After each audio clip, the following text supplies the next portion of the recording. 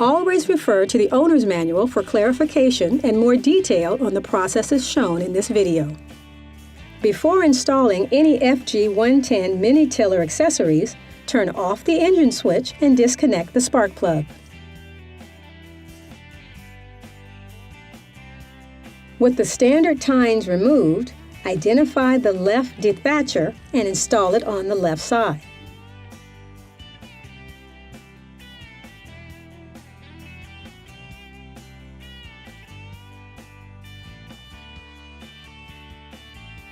Then install the lock pin in the inner hole.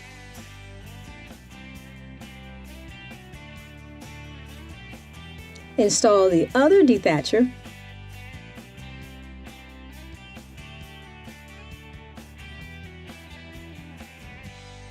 and lock pin. Reconnect the spark plug wire, reinstall the fan cover. Rotate the tiller onto the tines and install the debris shield over the tine shield.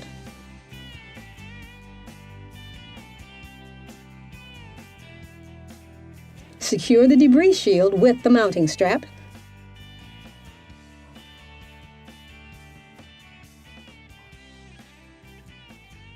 And you're ready to go.